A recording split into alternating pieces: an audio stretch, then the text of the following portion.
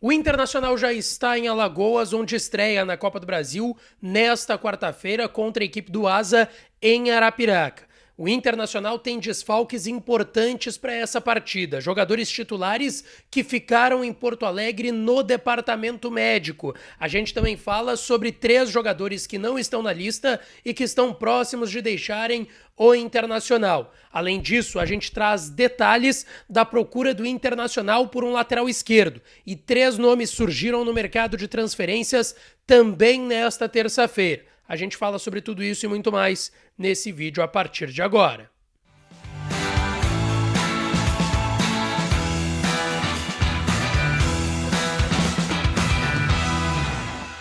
Fala, minha rapaziada, sejam bem-vindos a mais um vídeo aqui no canal Lucas Jesse Porter e nesse conteúdo, tudo que aconteceu nessa terça-feira, dia 27 de fevereiro, no noticiário do Internacional. Antes, não te esquece, deixa o teu like, te inscreve no canal, ativa as notificações por aqui e é claro que esse conteúdo e todos os outros têm o apoio de KTO.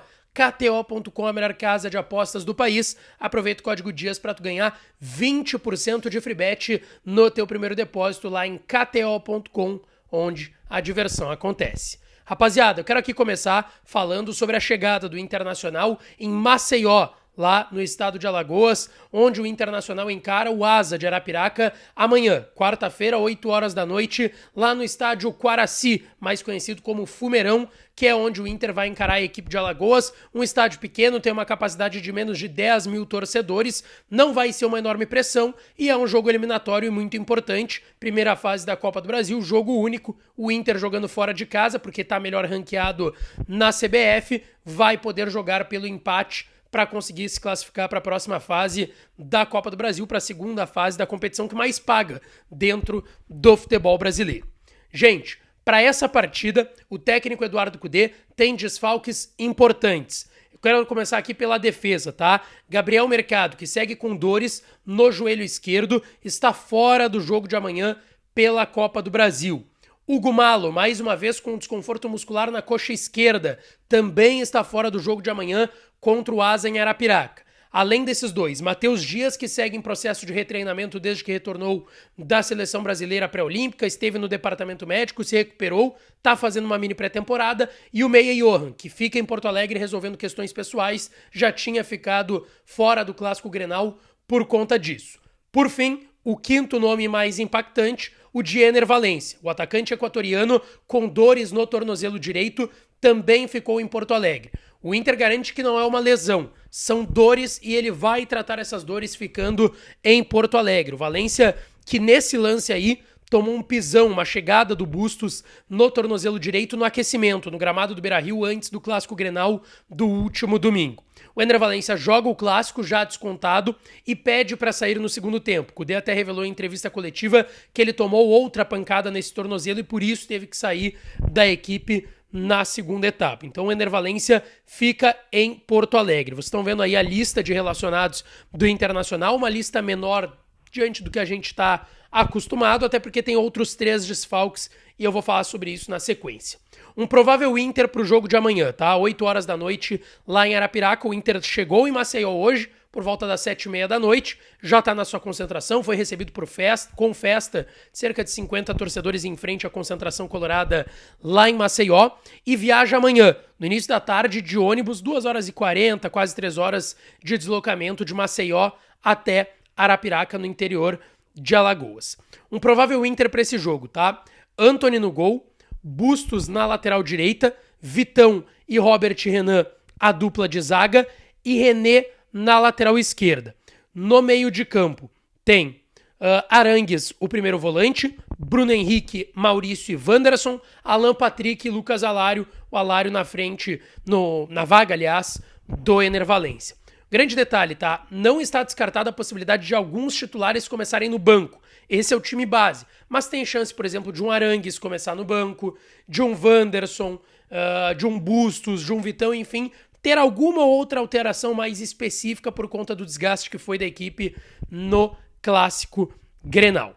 Gente, eu quero falar aqui de outros 3 nomes que ficaram de fora dessa lista de relacionados do Internacional. Olha só, 3 nomes que estão fora da lista: Gabriel, Depena e Luiz Adriano. Existe sim a possibilidade desses 3 nomes nos próximos dias acertarem as suas saídas do Internacional. Eu recebi hoje à tarde, estava no ar no Atualidades Esportivas, segunda edição, de segunda a sexta, das 4 horas da tarde às 6, pela Rádio Bandeirantes, 94,9 para quem quiser acompanhar, e eu recebi essa informação de que o Gabriel não estava relacionado e que tinha sido uma opção do departamento de futebol. Confirmei com algumas pessoas do Inter que o fato do Depena e do Luiz Adriano também não estarem relacionados está ligado a isso. Então, Gabriel, Depena e Luiz Adriano estão fora por opção do departamento de futebol do Internacional. E sim, devem acertar nas próximas semanas, aliás, nessa semana ou na próxima, as suas saídas do Inter, até porque a janela fecha no próximo dia 7 de março. Se o Inter usasse o Gabriel, o Depena e o Luiz Adriano na Copa do Brasil, eles não poderiam jogar a Copa do Brasil por outro clube no futebol brasileiro. E isso inviabilizaria qualquer tipo de negócio com deles com outros clubes. Por exemplo, Corinthians está tentando o Depena. Aí o Corinthians vai lá, fecha com o Depena. Mas olha, Depena não pode jogar a Copa do Brasil, ele já jogou pelo Inter.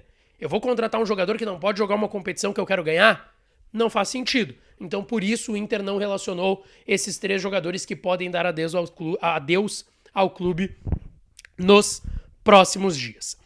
Eu quero falar aqui ainda de uma repercussão relacionada ao Clássico Grenal.